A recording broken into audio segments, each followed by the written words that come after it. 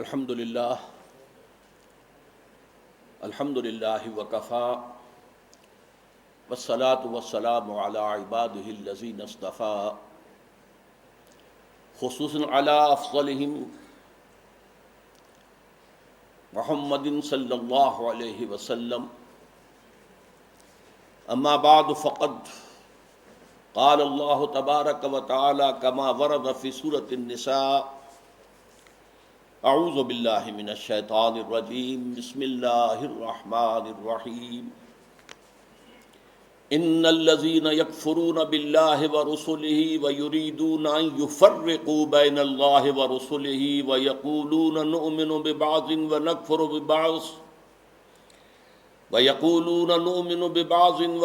ببعض ویریدون ان یتخذوا بین ذلک سبیلا اولئک هم الکافرون حقا وَأَعْتَدْنَا لِلْكَافِرِينَ عَذَابًا مُهِينًا.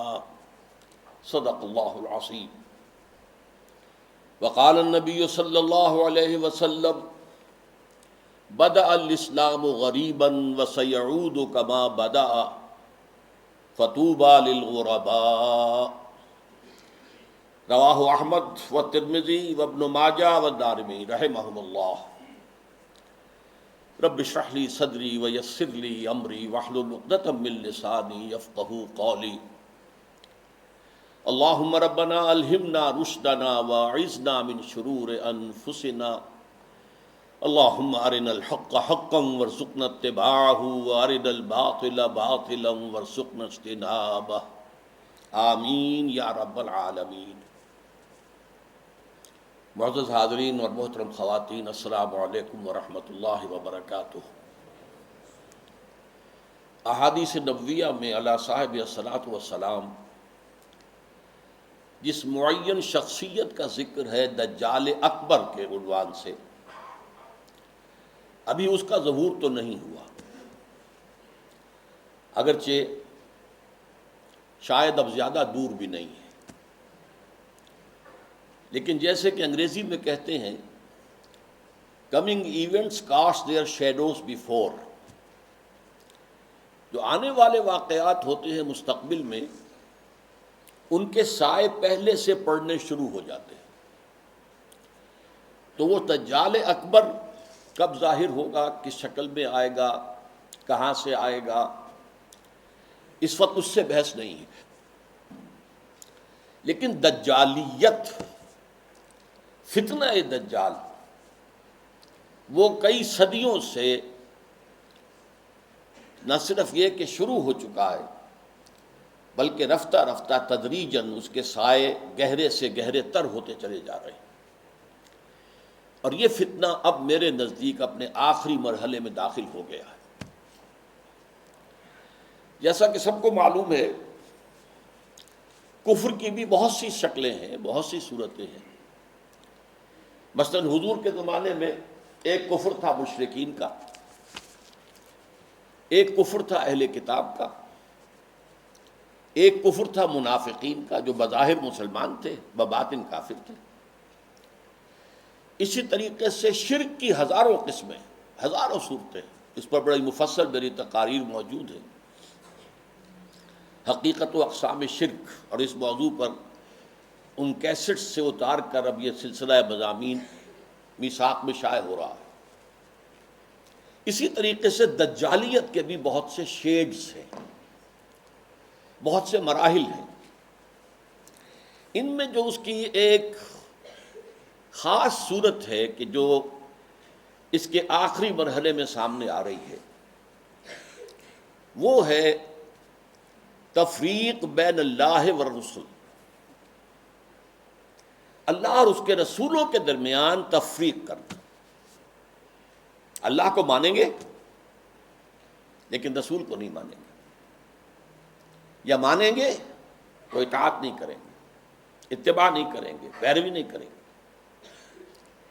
اس کے حوالے سے میں نے آج دو آیتیں تو آپ کو سنائی ہیں سورہ نساء کی، آیت نمبر 150، آیت نمبر 151.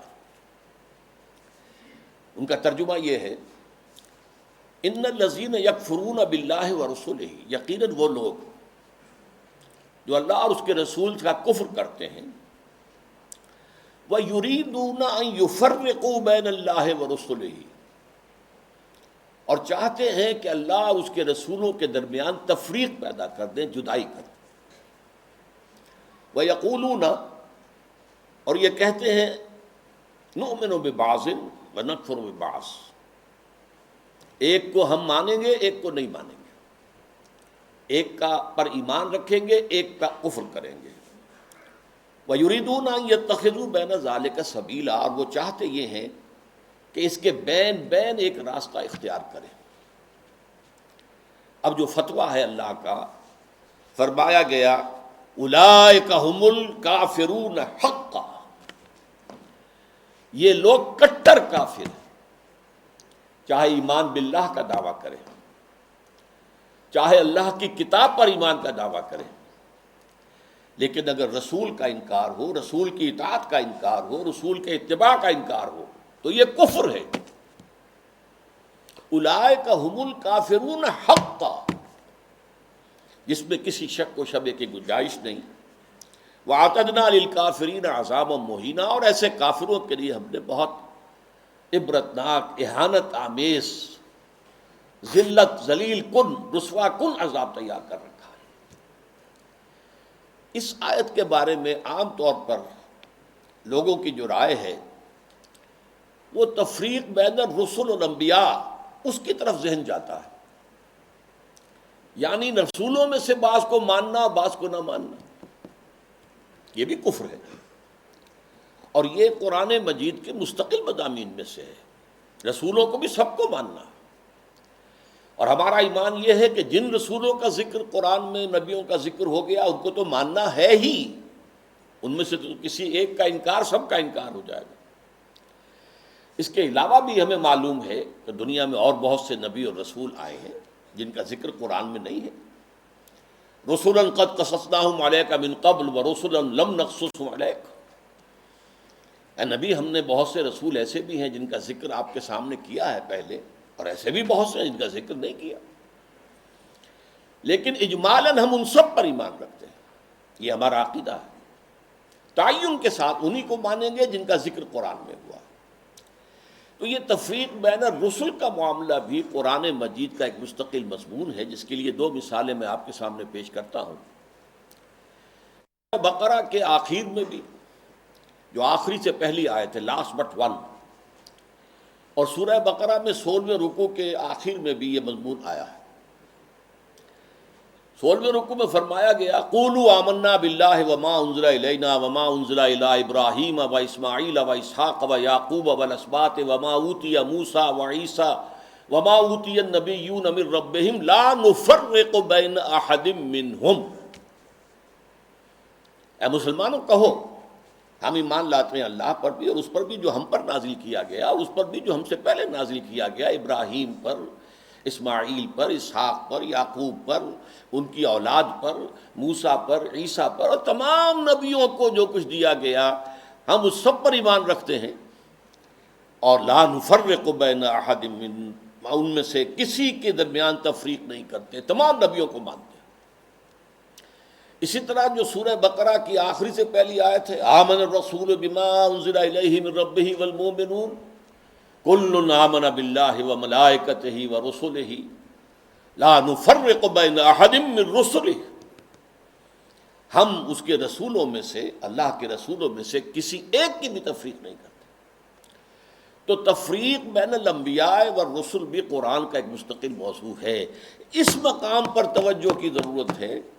یہاں اصلاً جو بات سامنے آ رہی ہے وہ یہ ہے تفریق بین اللہ والرسل، اللہ اور رسولوں کے درمیان تفریق کر دینا، اللہ کو ماننے کا دعویٰ کرنا لیکن رسولوں کو ماننے سے انکار کر دینا، یا ماننا تو اس کے اتباع اور اس کی اطاعت سے انکار کر دینا۔ یہ در حقیقت ایک اہم ترین جو ہے فتنہ اس وقت جو دجالیت کا سب سے بڑا سیلاب آ رہا ہے، اس کا اصل ہدف یہی ہے، اس کا گول تو یہ ہے کہ اسلامی تہذیب کے جو بچے کھچے اثرات رہ گئے ہیں ان کا صفایا کر دیا جائے، لیکن اس کا حربہ کیا ہے؟ اللہ اور اس کے رسول کے درمیان تفریق۔ اچھا، یہ تفریق جو ہے بین اللہ والرسل، اس کی ایک تاریخ میں آپ کے سامنے پہلے اجمالاً درج کر دوں۔ آغاز اسلام میں سب سے پہلے اس کا اظہار ہوا ہے، مظاہرہ ہوا ہے یہود کی طرف سے۔ ہم اللہ کو مانتے ہیں، یوم آخر کو مانتے ہیں، ہمیں بھی مسلمان مانو، صاحب ایمان تسلیم کرو۔ یہ جو دوسرا رکوع ہے سورہ بقرہ کا، اس میں اگرچہ منافقین کا تذکرہ بھی ہے، لیکن یہاں اصلاً یہود کا ذکر ہے۔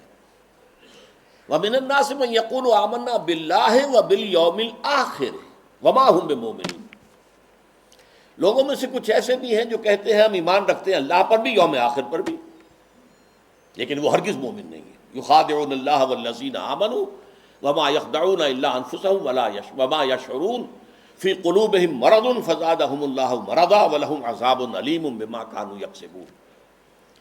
یہ لوگ جو ہیں کہہ تو رہے ہیں کہ ہم اللہ کو مانتے ہیں، آخرت کو مانتے ہیں، تو ہمیں مانو، صاحب ایمان مانو، مسلمان تسلیم کرو، لیکن وہ ہرگز مومن نہیں ہے۔ وہ دھوکہ دے رہے ہیں اہل ایمان کو، اور کوشش کرتے ہیں اللہ کو دھوکہ دینے کی، لیکن یہ کہ انہیں اندازہ نہیں ہے کہ وہ کیا کر رہے ہیں۔ لیکن صاف فرما دیا گیا کہ ان کے لیے عذاب مہین ہے، وَلَهُمْ عَذَابٌ عَلِيمٌ، دردناک عذاب۔ تو یہ یہود کی طرف سے دعوت تھا، اور خاص طور پر جو ابتدائی عہد تھا مدینہ کا، جس میں کہ 16-17 مہینے حضور نے بیت المقدس کی طرف رخ کر کے نماز پڑھی ہے، حضور نے اور صحابہ نے۔ اس وقت خاص طور پر ابھی یہودیوں کے کان کھڑے نہیں ہوئے تھے کہ یہ کوئی نیا دین آ گیا ہے، یا یہ کوئی نئی امت کی تاسیس ہو رہی ہے، یہ تو ہمارے ہی قبلے کو کی پیروی کر رہے ہیں۔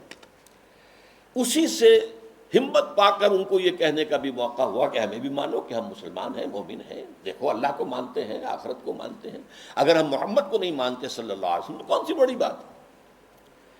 بہرحال قرآن مجید نے فتویٰ دے دیا کہ یہ کافر ہیں، مومن ہرگز نہیں ہے، دھوکہ دے رہے ہیں، ان کے دلوں میں ایک مرض ہے، تکبر ہے۔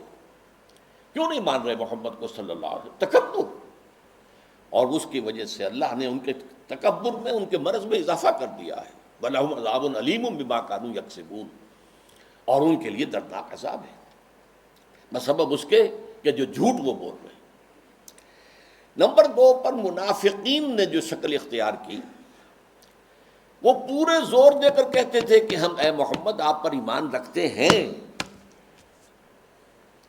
لیکن یہ کیا ضروری ہے کہ آپ کو ہر معاملے میں حکم تسلیم کریں، یہ کیا ضروری ہے کہ آپ کا ہر حکم بھی مانیں؟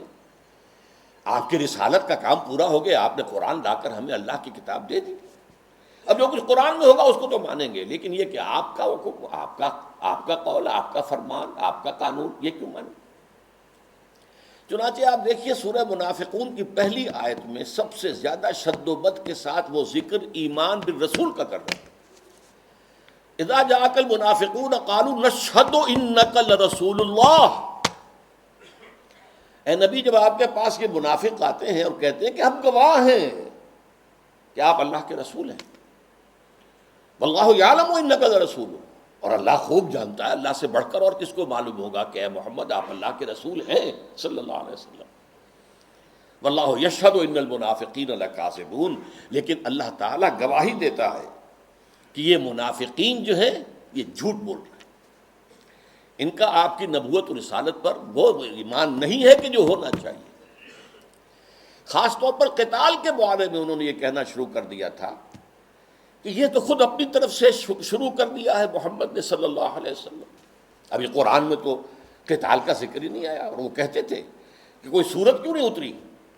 یہ جو چھیڑ چھاڑ مکے والوں سے شروع کر دی ہے، یہ جو ان کے قافلوں کا پیچھا کر رہے ہیں، تعاقب کر رہے ہیں، ان کی ایک پولیٹیکل آئسولیشن اور اکنامک بلاکیٹ کے جو اقدامات کیے تو خود کیے انہوں نے، اس کا اللہ کی کتاب سے تو کوئی تعلق نہیں ہے۔ اسی پر سورہ محمد نازل ہوئی ہے صلی اللہ علیہ وسلم، لیکن یہ جو معاملہ ہے اس پر بھی فرما دیا گیا کہ یہ کفر ہے۔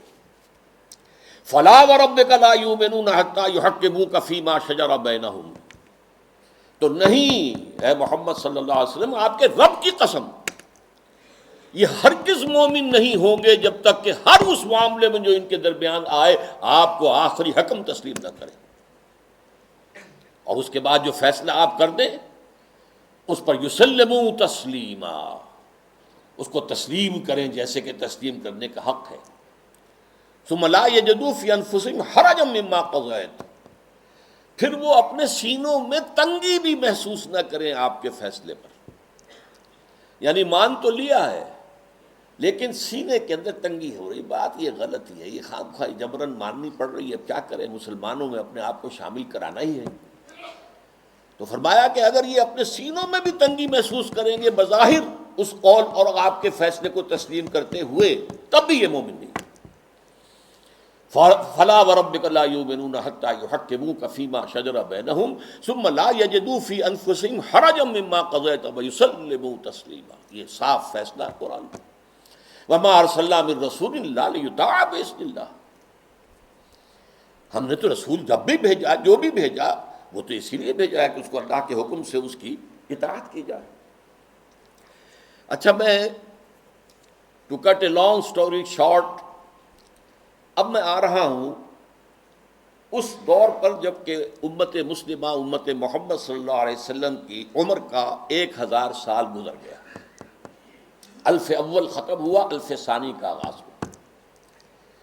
اس وقت یہ فتنہ بڑے شد و مد سے ہندوستان میں اٹھا، اکبر اعظم، مغل اعظم، اب تو اس کی جو پکچر ہے وہ بھی پاکستان میں آ گئی ہے، درآمد کر لی گئی ہے، مغل اعظم، اکبر اعظم۔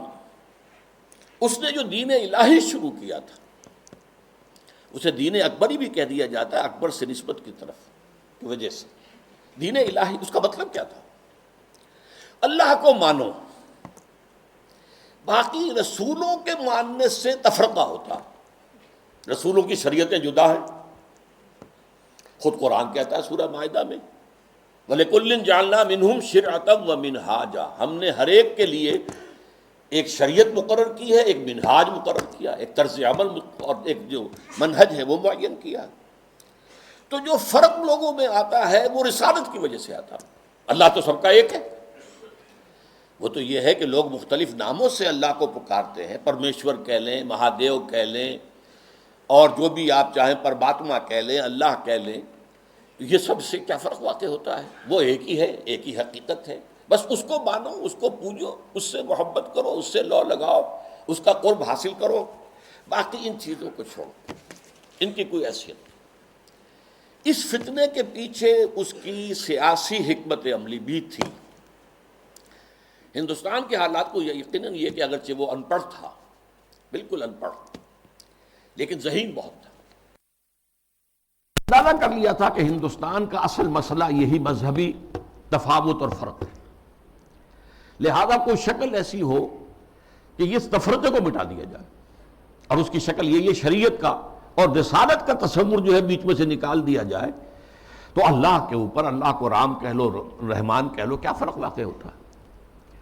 اس سے یہ ہے کہ یکجہتی پیدا ہو جائے گی۔ ہندو عورتوں سے شادی کی، یہاں تک کہ اس کا جانشین جہانگیر سلیم شہزادہ، وہ بھی ایک ہندو، اجودھا بائی جو ہے اس کے وطن سے پیدا ہوا، ہندوؤں سے شادیاں کی، کئی جو ہیں اس کی رانیاں تھیں، تلک بھی لگا لیتا تھا، بتوں کو بھی پوجا کر لیتا تھا، ڈنڈوت کر دیتا تھا، ہر رانی کے ہاں موجود ہے بت، وہاں گیا تو وہاں بھی اس نے سجدہ کر دیا، یا کم سے کم سر جھکا لیا، ہاتھ جوڑ کے کھڑا ہو گیا۔ یہ سارا فتنہ اس نے شروع کیا تھا ایک پولیٹیکل وزڈم کے تحت، لیکن اس کی ایک تائید ہو رہی تھی، اور وہ تصوف کے جس میں ہمہ اوست اور وحدت الوجود گڑبڑ ہو گئے تھے، pantheism and unity of existence, یہ دو چیزیں علیحدہ ہیں، ان میں فرق باریک سا ہے، عوام اس فرق کو سمجھنے سے قاصر ہے۔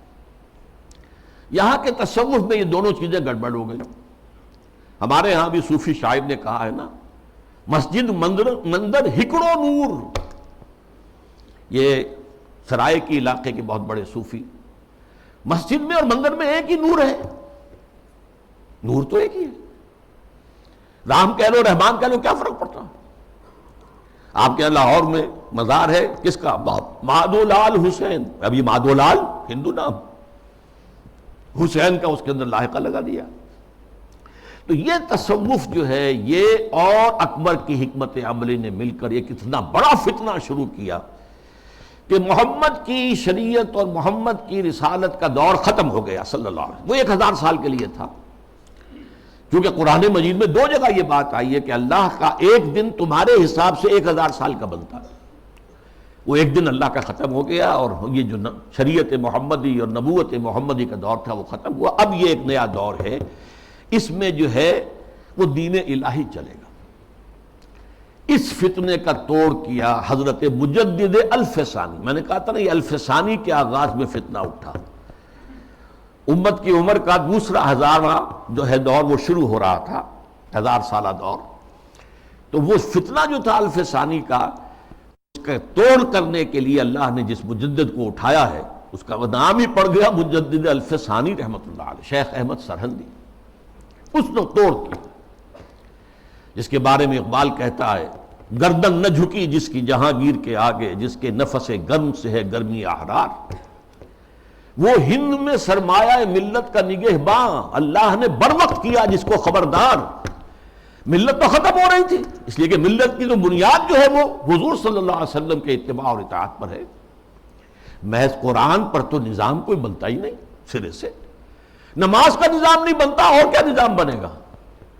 نماز کا نظام کہاں بنے گا قرآن پر؟ تاکیدی حکم ہے نماز قائم کرو، نماز قائم کرو، نماز قائم کرو.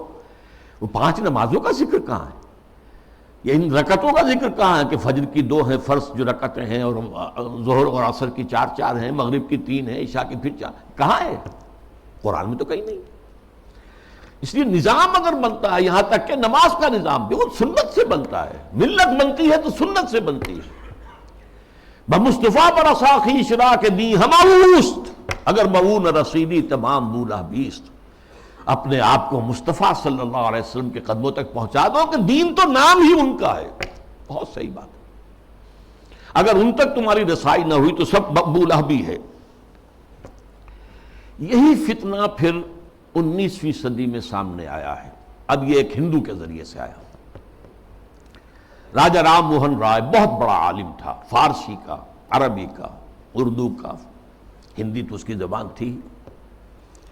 اور ہندوؤں میں جو احیاء ہوا ہے ان کا قومی سطح پر، وہ جن اشخاص کا مرہون منت ہے ان میں بہت بڑے مقام پر راجہ رام موہن رائے ہے. اور یہ موحد تھا، موحد کامل. چنانچہ انگریز جب آ چکے، آپ کو معلوم ہے 18ویں صدی میں آ گیا تھا انگریز. جنگ پلاسی کے بعد سے بنگال پر اس کا قبضہ ہو چکا تھا. اس کے بعد رفتہ رفتہ وہ سیلاب آگے آ رہا تھا. کلکتے ہی میں انہوں نے پہلا پریس قائم کیا، پہلا کالج قائم کیا. انجیلیں اردو میں ترجمہ کر کے، مقامی زبانوں میں ترجمہ کر کر کے لاکھوں کی تعداد میں پھیلا دی. اس فتنے میں مسلمان جو نہیں بہے اس کے ایک اور بھی اسباب ہیں اللہ کے فضل و کرم سے، لیکن ایک بہت بڑا ذریعہ راجہ رام موہن رائے بنا. آئینہ تسلیم کے نام، آئینہ تسلیس کے نام سے اس نے کتاب لکھی جس میں توحید کا اس بات کی، مسلمانوں کی طرف سے دفاع کی. لیکن اس شخص نے بھی وہی دین الہی کی طرح کہ یہ تفرقہ جو ہے مسلمان اور ہندوؤں کے مابین، اس کو دور کرنے کی ایک ہی شکل ہے، اور وہ یہ ہے کہ ان کے اندر اتحاد پیدا کیا جائے خدا کے نام پر. چنانچہ اس نے ایک خاص مجلس قائم کی، ایک خاص اس کا فرقہ بن گیا برہمو سماج. برہما کہتے ہیں خدا کو، برہمو سماج یعنی جس طرح دین الہی اسی طرح برہمو سماج. وہ یہ ہے کہ ایک برہما کو مان لو، بس خدا کو مان لو، جو تم اللہ کہہ لو، ہم اسے پرمیشور کہہ لیں، برہما کہہ لیں، جو چاہیں کہہ لیں. لیکن یہ ہے کہ باقی چیزیں جو ہیں ان کو ذرا پس پش ڈال دو، ان کی اہمیت کم کر دو. تو برہمو سماج جو ہے اس نے پیدا کیا. اس کا انتقال 1833 میں ہوا تھا. اس کو پھر 20ویں صدی میں تازہ کیا ہے گاندھی نے متحدہ قومیت کے لیے. اس کی بھی ایک سیاسی بصیرت تھی. انگریز کی غلامی سے نجات پانے کی کوئی صورت نہیں ہے جب تک کہ مسلمان اور ہندو متفق نہ ہو، متحد نہ ہو. اور ان کے اتحاد میں جو چیز حائل ہے وہ شریعت ہے، قانون ہے، تہذیب ہے مسلمانوں کی. تو جب تک ان کو گڈمٹ کر کے ایک ہاون دستے میں ڈال کر کوٹ کر پیس کر ایک نہ بنا دیا جائے تب تک یہ متحد نہیں ہو سکتے، اور جب تک یہ متحد نہیں ہوں گے آزادی نہیں ہو سکتی. اسی کی وجہ ہے کہ اس کی پرارتھنا جو ہوتی تھی صبح ہی صبح اس میں گیتا بھی پڑھی جاتی تھی، قرآن کی تلاوت بھی ہوتی تھی، گرو گرنتھ کو بھی پڑھ کے سنایا جاتا تھا، تاکہ معلوم ہو یہ سب ایک ہیں بھائی، اس میں کیا فرق واقع ہوتا۔ یہ فتنہ اس شد و مت سے اٹھا تھا، متحدہ قومیت، علماء کی کتنی بڑی تعداد تھی جو کہ مولانا حسین احمد مدنی رحمۃ اللہ علیہ کی سرکردگی میں اس متحدہ قومیت کی قائل ہو گئی، اور مان لیا انہوں نے کہ آج کل تو دنیا میں قومیں جو ہے وطن کی بنیاد پر بنتی، وطنیت۔ مولانا ابوالکلام آزاد بھی اس فتنے کا شکار ہوئے۔ اس فتنے کا توڑ کیا ہے جس شخص کو خصوصی نسبت تھی مجدد الفسانی سے رحمۃ اللہ علیہ، یعنی علامہ اقبال، کہ مسلمانوں کی قومیت کی بنیاد وطن نہیں ہے، مذہب ہے، اور مذہب جو ہے وہ نام ہے محمد صلی اللہ علیہ وسلم کے اطاعت اور اتباع کا۔ وطنیت کے بارے میں جو کچھ انہوں نے کہا، اس دور میں اور ہے، جام اور ہے، جم اور، ساقی نے بنا کی روش لطف و ستم اور، تہذیب کے آزر نے ترشوائے صنم اور، مسلم نے بھی تعمیر کیا اپنا حرم اور، ان تازہ خداؤں میں بڑا سب سے وطن ہے، جو پیرہن اس کا ہے وہ مذہب کا کفن ہے۔ یہ وہی بات جو مجدد الفسانی نے کہی تھی، اسی بات کو علامہ اقبال نے کہا ہے، اور ان کی بڑی گہری باہمی نسبت ہے۔ چوتھے نمبر پر پھر جب انگریز کا یہاں پر پورا تسلط ہو گیا 1857 کے بعد، تو فتنہ انکار حدیث پیدا ہوا، سنت رسول کا استخفاف۔ یہ چونکہ مغرب سے درآمد شدہ فلسفہ اور نظریات اور مغرب سے درآمد شدہ سائنس کے زیر اثر تھا، لہذا یہ فتنہ پورے عالم اسلام میں ہوا، اگرچہ اس کے مرکز دو بنے ہیں، ایک ہندوستان اور دوسرے مصر۔ مصر ثقافتی اعتبار سے عالم عرب کا امام، اور عجمی اسلام جو ہے اس میں سب سے اہمیت، سب سے بڑھ کر وہ ہندوستان کو تھی۔ تقریباً پوری دنیا کی جو مسلمانوں کی آبادی ہے اس کا تہائی ہندوستان میں ہوتا تھا، آج بھی ایسا ہی ہے۔ 40 کروڑ سے زائد جو ہیں وہ بھارت اور پاکستان اور بنگلہ دیش میں ہیں، 125 کروڑ کل جو ہے مسلمان، ایک تہائی تعداد تو یہاں ہوتی تھی، اور یہاں پہ ظاہر بات ہے کہ ثقافت کا بہت بڑا مرکز، علم کا۔ اس میں جو آغاز ہوا سر سید احمد خان سر خیل، اس کے بعد یہ کہ یہاں بھی علماء، اور علماء بھی جو اہل حدیث تھے، وہ اس کا شکار ہوئے۔ مولانا عبداللہ چکڑالوی، چکڑالہ، یہ چکوال کے قریب ہے، وہاں کے بہت بڑے عالم اہل حدیث، وہ اسی فتنہ انکار حدیث میں مبتلا ہوئے، پھیلایا انہوں نے بڑے پیمانے پر۔ اسی طرح مولانا اسلم جہراج پوری یو پی کے، انہوں نے اس فتنے کو بھڑکایا، وہ بھی اہل حدیث سے مسلکن۔ اسی طریقے سے مولانا تمنا عبادی، نیاز فتح پوری، بہت عمدہ مضمون نگار، انشا پرداس۔ غلام جیلانی برق، اگرچہ اس کی آخر میں ہدایت ہو گئی، لیکن سب سے بڑھ کر یہ فتنہ جس شخص سے پھیلا ہے وہ غلام احمد پرویز۔ اس کا لکھنے کا اسلوب بھی بڑا اچھا تھا، دلکش تھا، تقریر کا اسلوب بھی بہت اچھا تھا اور دلکش تھا۔ اور یہ جان لیجئے فتنہ وہی شخص برپا کر سکتا ہے جس میں صلاحیت ہوتی ہے۔ عام آدمی کیا فتنہ برپا کرے گا، اور کرے گا تو پھیلائے گا کیسے؟ تحریر و تقریر سے فتنہ جو ہے وہ پھیلتا ہے، پروان چڑھتا ہے، اور ان دونوں چیزوں پر اس شخص کو بڑی دسترس حاصل تھی۔ دیکھیے یہ دو غلام احمد پنجاب نے پیدا کیے۔ غلام احمد قادیانی، اس نے ختم نبوت کی مہر توڑ دی، اجرائے وحی، اجرائے نبوت کا دعویٰ کر دیا۔ اور غلام احمد پرویز، اس نے وہ دوسری اعتبار سے نبوت و رسالت کو زخم لگائے کہ نبی کی رسالت جو ہے وہ ٹھیک ہے، ہم مانتے ہیں، لیکن نبی کی اطاعت اور اس کا اتباع یہ صرف ان کی زندگی تک تھا۔ یہ فتنہ جو ہے پرویزیت، یہ آج بھی جاری ہے۔ اس کے کچھ کیسٹس ہیں جو آج بھی پھیل رہے ہیں، نہ صرف پاکستان کے مختلف حصوں اور علاقوں میں، بلکہ اور باقی باہر کے ممالک کے اندر بھی چھوٹے چھوٹے جو ہیں ان کی جو بزم بنتی ہے، بزم طلوع اسلام جیسے یہاں پر ہوتی تھی، طلوع اسلام اس کا رسالہ تھا، تو ایسی بزمیں بنتی ہیں اور اس کے اندر لوگ جمع ہو کر اور یہ اس کے کیسٹ سنتے ہیں، اس کی تقریریں سنتے ہیں۔ یہ فتنہ کیا تھا، اس کو میں یہ چاہتا ہوں کہ give the devil his due, شیطان کو بھی جو اس کا حق ہے وہ دینا چاہیے۔ اس نے کبھی انکار نہیں کیا مطلقاً حدیث کا، بلکہ اس کا موقف اصل میں کیا وہ سمجھ لیجئے۔ نمبر 1، دائمی ہدایت اور دائمی قانون صرف قرآن کا ہے۔ سنت رسول، رسول کے حکم پر چلنا، قرآن میں جہاں بھی آیا ہے اطیعوا الرسول، اس سے مراد کیا ہے؟ اس وقت رسول امیر بھی تھے مسلمانوں کے، تو یہ اطاعت امیر کا ہے۔ وہ سربراہ مملکت بھی بن گئے مدینے میں، تو اطاعت جو ہے وہ حکمران کی ہے۔ اس اعتبار سے وہ مرکز ملت تھے، مرکز ملت کی اطاعت ہوگی۔ اب جب بھی کوئی اسلامی ریاست قائم ہوگی تو جو مرکز ملت ہوگا اس کی اطاعت ہوگی، اس سے حق حاصل ہوگا، وہ جو بھی حکم تسلیم کرے، جو حکم نہ تسلیم کرے۔ اس طرح گویا کہ رسالت محمدی اور نبوت محمدی اور شریعت محمدی اور سنت محمدی، اس کی اس نے گویا کہ عملاً نفی کر دی۔ انہوں نے کہا کہ ہم حدیثیں صرف وہی مانیں گے جو قرآن کے مطابق ہو۔ اچھا، کوئی شے قرآن کے مطابق ہے یا نہیں ہے کون طے کرے گا؟ ہم کریں گے۔ قرآن کی تشریح اور تعبیر اور تفسیر اگر سنت سے آزاد ہو کر کی جائے تو ظاہر بات ہے قرآن کو موم کی ناک بنایا جا سکتا ہے، ادھر موڑ دے ادھر موڑ دے، جو چاہے تعبیر کر لے۔ اس کی ایک میں مثال آپ کو دیتا ہوں، اگرچہ وہ بڑی استہزائیہ سے مثال ہے۔ قرآن مجید میں حکم آیا سورہ مائدہ میں، وَالسَّارِقُ وَالسَّارِقَةُ فَاقْطَعُوا أَيْدِيَهُمَا، چور مرد ہو یا عورت ان کے ہاتھ کاٹ دو۔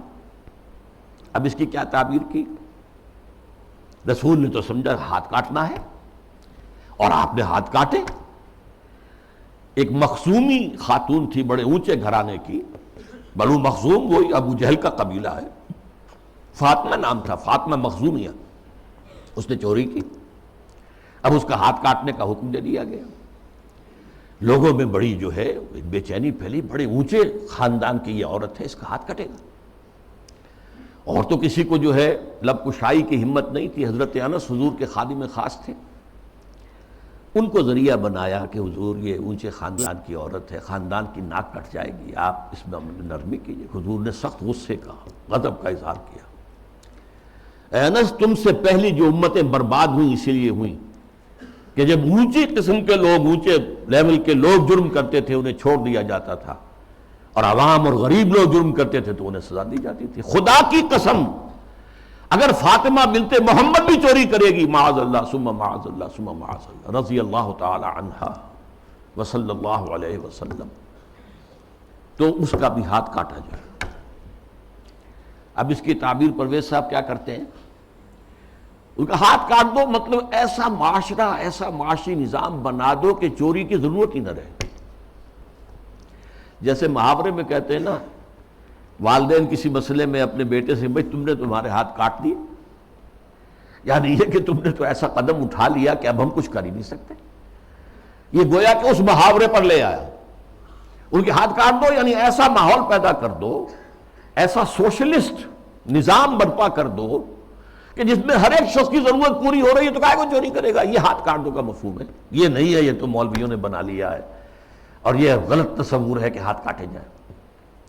حالانکہ ڈھٹائی کا یہ عالم ہے کہ اسی آیت میں آگے فرمایا گیا ہے جزاء بما کسبا نکالا من اللہ، یہ در حقیقت ان کے کرتوت کا بدلہ ہے۔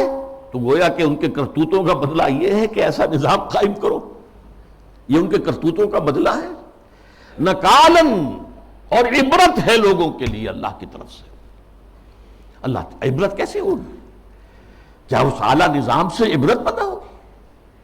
قرآن مجید اپنی حفاظت کرتا ہے، لا یاتیہ الباطل من بین یدیہ ولا من خلفہ۔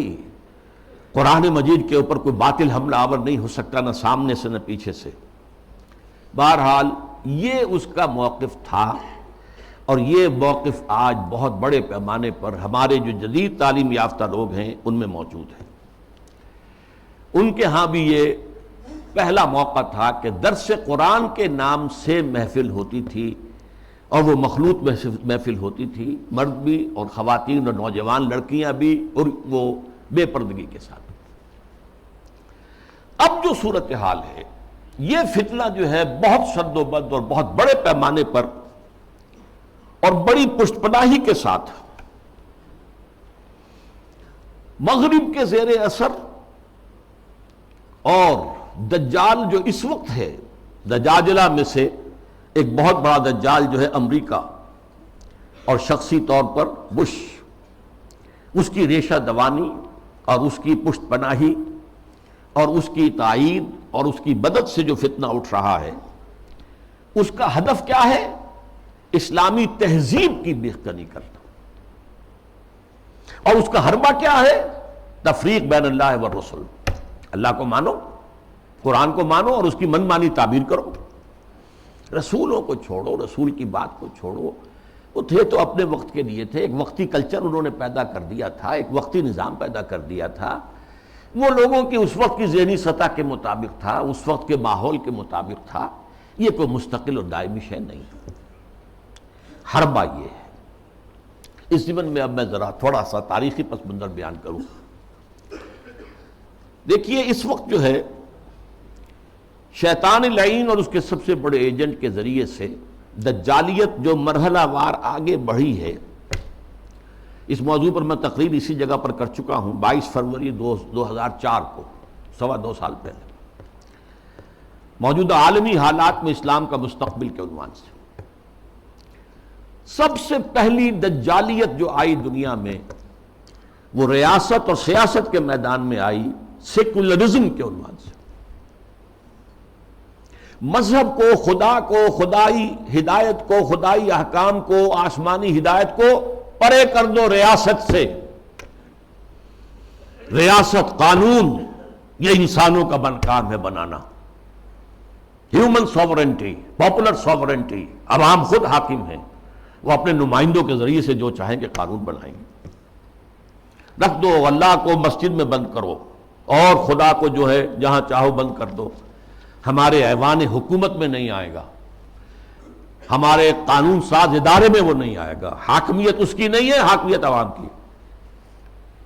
یہ دجالیت کا یہ سب سے بڑا وار، سب سے پہلا چیز ہی سب سے اہم بھی ہوتی ہے، اور یہ گلوبل ہو چکی ہے پوری دنیا میں، پوری دنیا۔ واقعہ یہ ہے کہ اللہ کے خلاف، خدا کے خلاف اس سے بڑی بغاوت آج تک نہیں ہوئی۔ اس سے پہلے کیا ہوتا تھا؟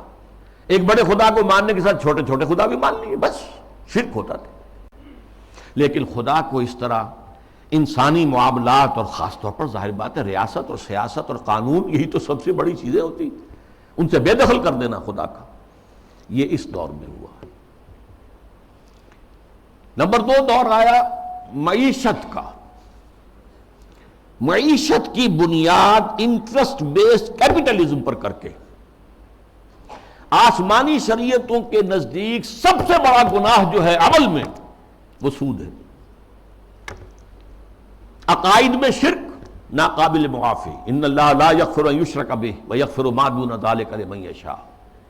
اعمال میں سود، جس پر اللہ اس کے رسول کی طرف سے اعلان جنگ ہے، وہ سود مرکزی شے بن گیا معیشت کی۔ بینکنگ، انٹرسٹ، کیپٹلزم، یہ بھی گلوبل ہو چکا ہے فتنہ، پوری دنیا، مسلم غیر مسلم، مشرقی مغربی، سب ہر جگہ۔ اب تیسرا وار جو آ رہا ہے یا شروع ہو چکا ہے کافی بڑے پیمانے پر، اور مغرب اور اس کے زیر اثر جو دوسرے ممالک ہیں ان کے اندر تو وہ آ چکا ہے پورے طور پر۔ ابھی عالم اسلام میں پورے طور سے نہیں آیا ہے، جس کے لیے بڑی ایک منظم سازش کے ساتھ بڑی جد و جہد ہو رہی ہے۔ وہ کیا ہے؟ شرم و حیا، عفت و عصمت کے تصورات، اور ستر و حجاب کے قوانین اور ضابطوں کے خلاف، اس سے آزاد تہذیب اور معاشرت۔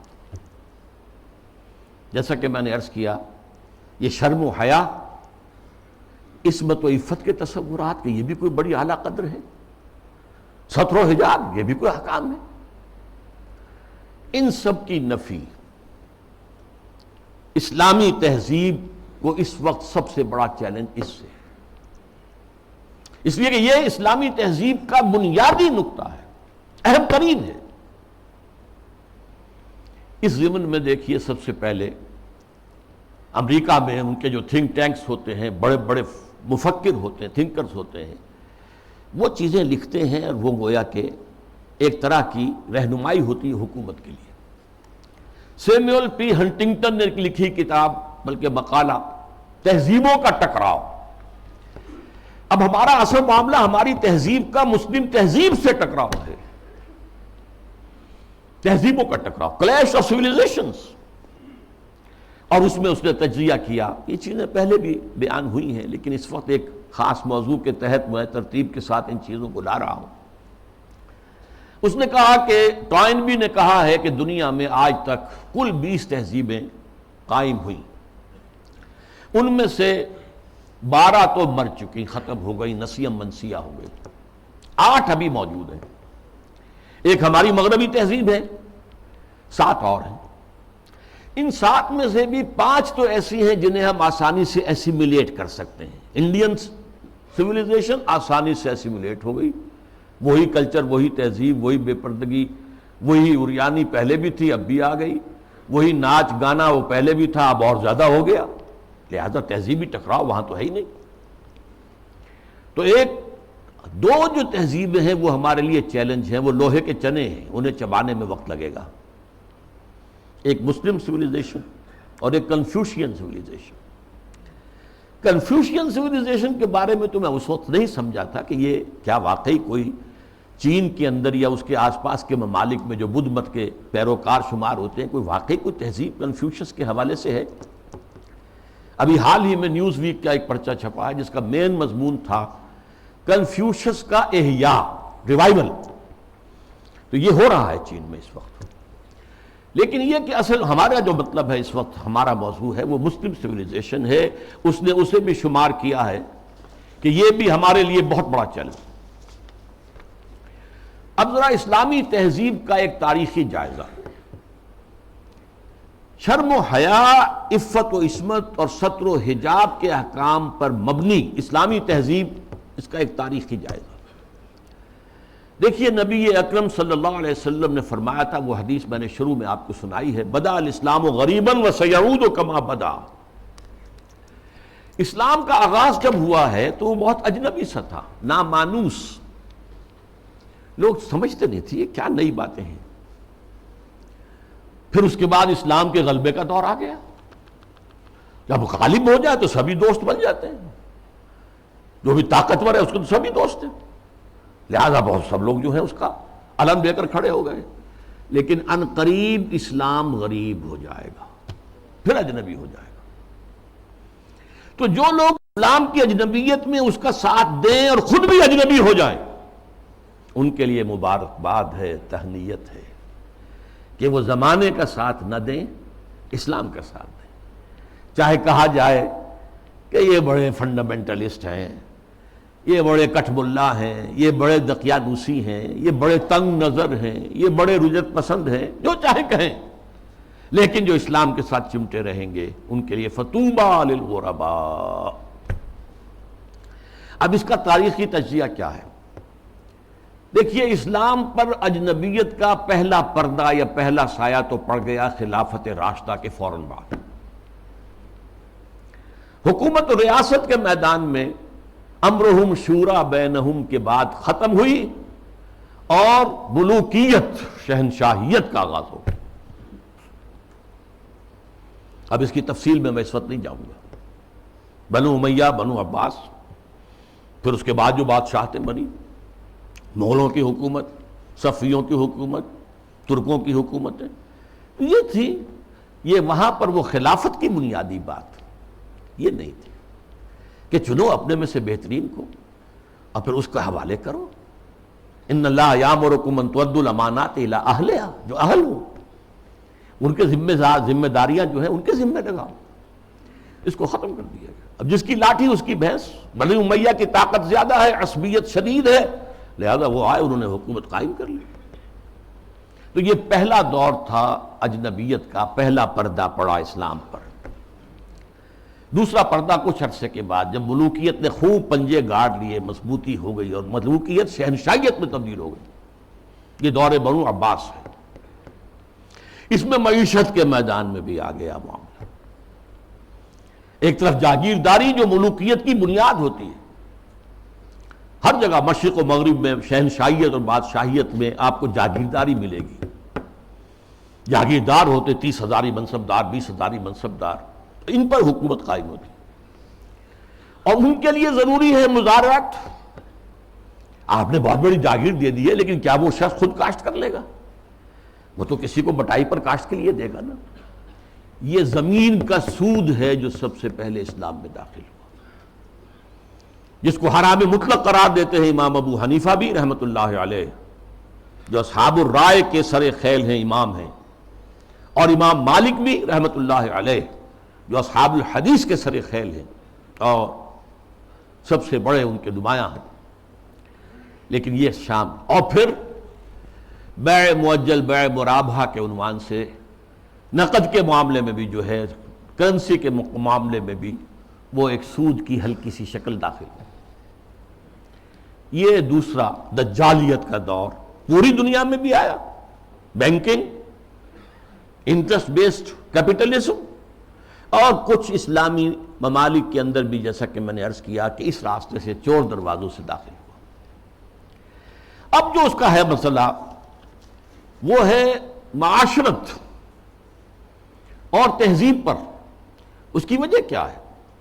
اس تمام دور میں مسلمانوں کی تہذیب، ان کا طرز بود و باش، ان کی معاشرت اور ان کا عائلی نظام، ان کا خاندانی نظام، ان کے عائلی قوانین انٹیکٹ رہے۔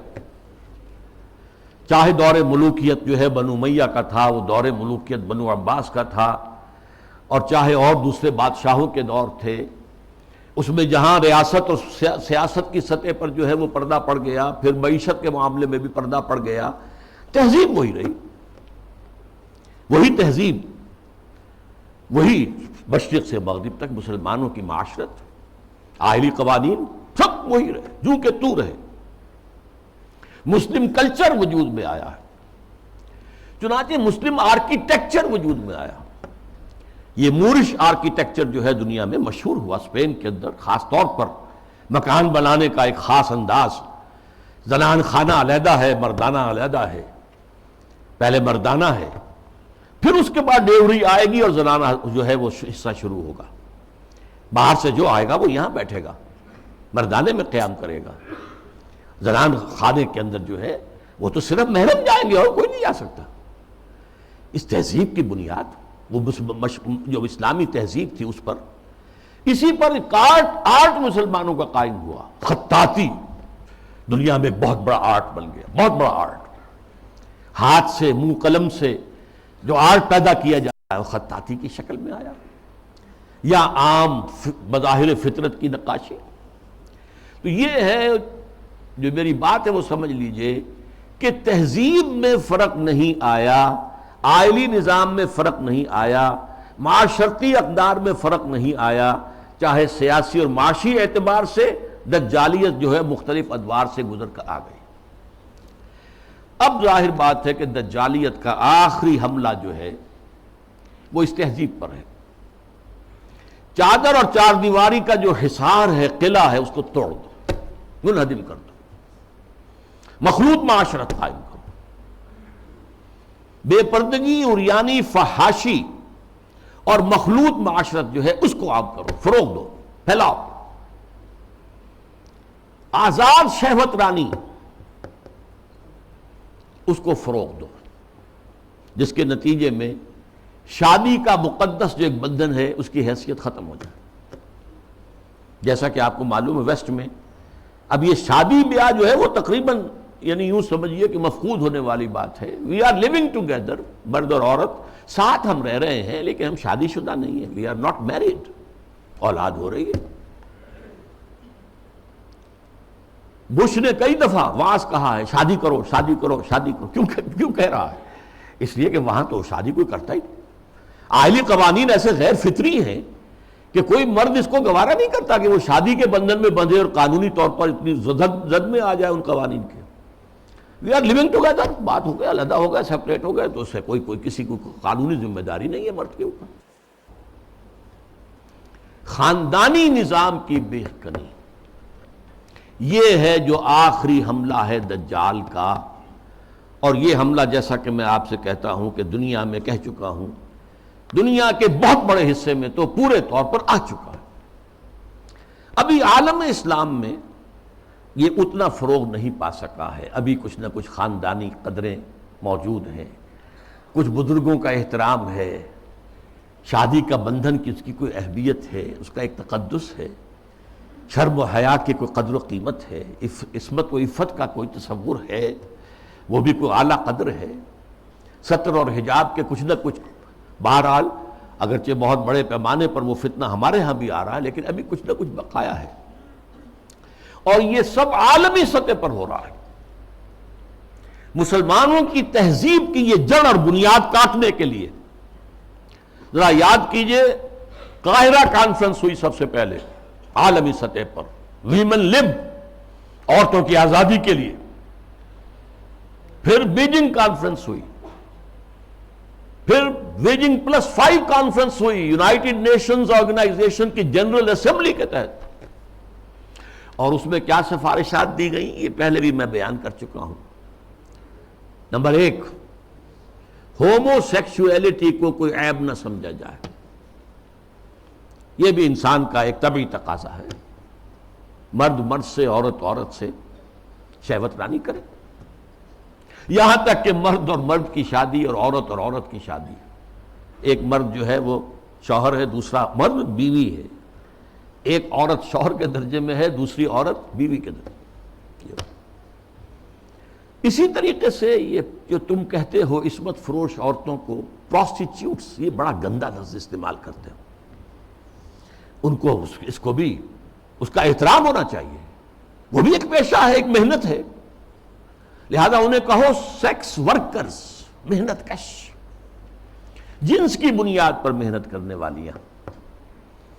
آخر کوئی شخص مزدور کام کر رہا ہے، وہ اپنے جو مسل پاور ہے اسے استعمال کر رہا ہے اور پیسہ کما رہا ہے، تو ایک عورت نے اپنے جسم کے ایک اور حصے کو استعمال کیا ہے اور پیسے کما رہی ہے، تمہیں کیا اعتراض ہے؟ کیوں حقارت کی نگاہ سے دیکھتے ہو؟ پھر مرد اور عورت ہر اعتبار سے برابر، شانہ بہ شانہ، وراثت میں برابر کا حصہ، یہ کیا ہے؟ عورت کا حصہ آدھا مرد سے، یہ کیا گواہی عورت کی آدھی مرد سے؟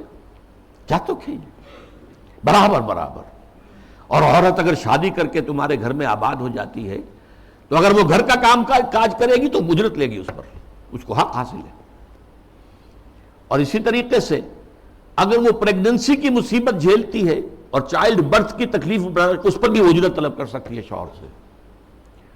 اور نمبر 3، اگر ہم بستری کے لیے مرد جو ہے اصرار کرے جبکہ عورت انکار کر رہی ہو تو اس کو بھی ریپ کہا جائے گا، زنا بالجبر کہا جائے گا، میریٹل ریپ، یہ شادی کے اندر بھی ریپ کا تصور ہے۔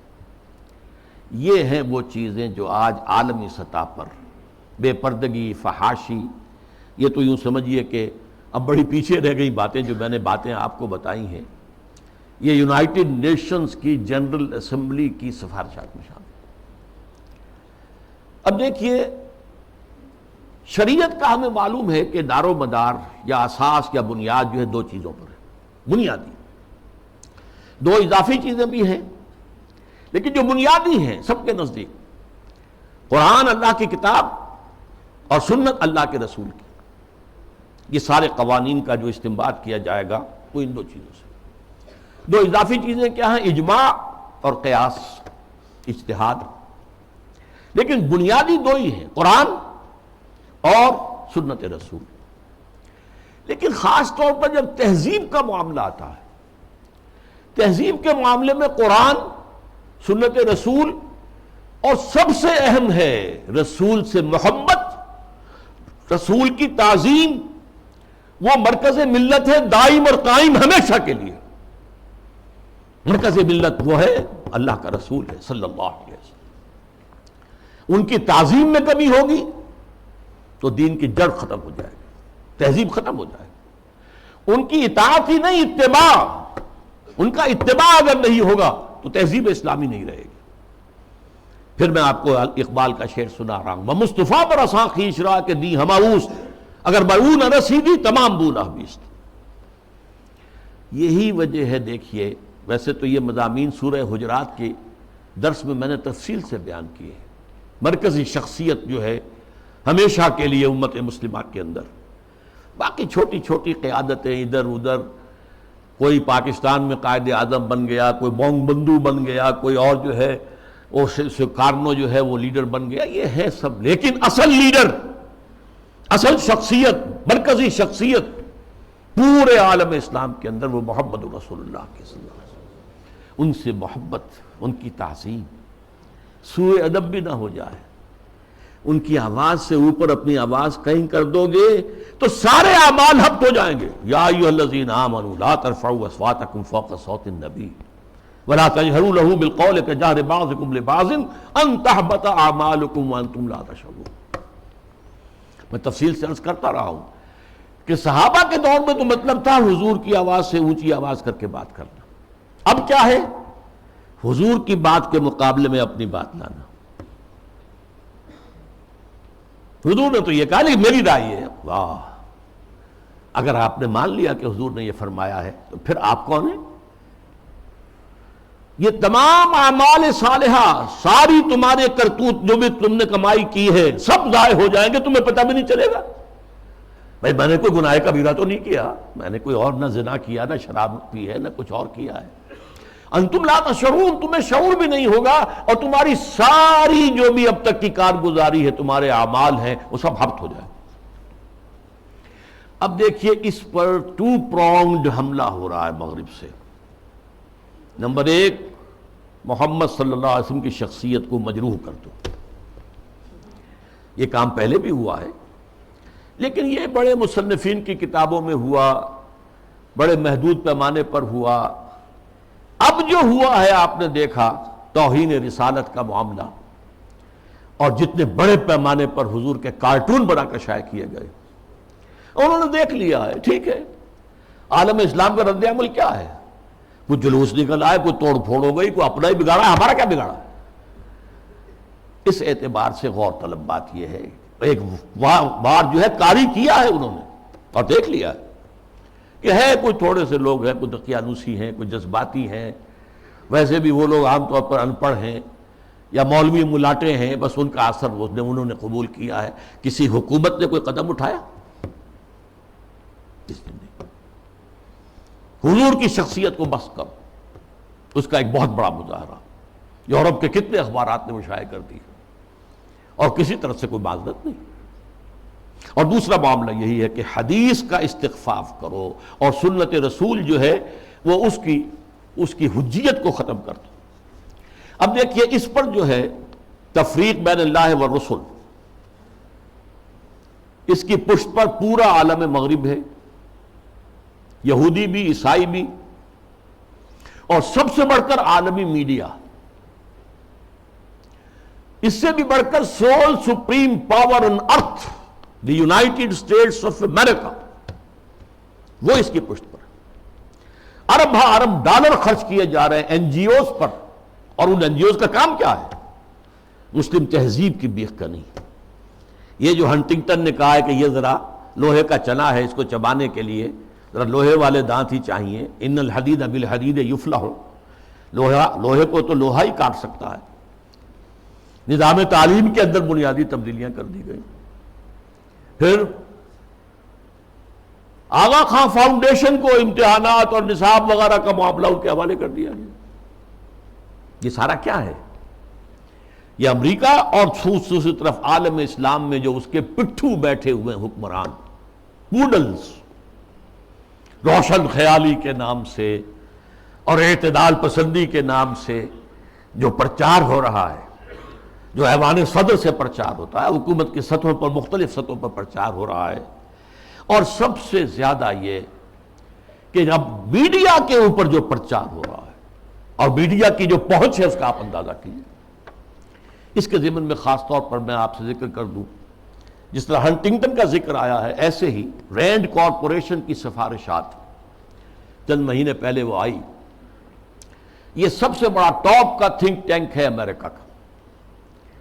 اس نے تجزیہ کیا ہے، اپنے لوگوں کو بتایا، اپنی حکومت کو بتایا ہے کہ مسلمان سب ایک جیسے نہیں ہیں، مسلمان 4 طرح کے ہیں. نمبر 1 ہے فنڈامنٹلسٹ، جو اسلام کو صرف ایک مذہب نہیں سمجھتے بلکہ ایک سیاسی، معاشی اور سماجی نظام بھی سمجھتے. ان سے تو ہماری جنگ ہے، ان سے ہماری دشمنی ہے، انہیں ہر قیمت پر ختم کرنا ہی کرنا ہے. یہ فنڈامنٹلسٹ ہے.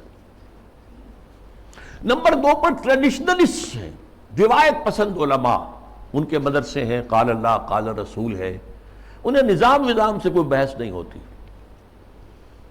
تو یہ فی نفس ہی تو یہ کوئی خطرناک نہیں ہے، لیکن اگر کہیں یہ فنڈامنٹلسٹ کے ساتھ مل جائے تو بہت خطرناک ہے.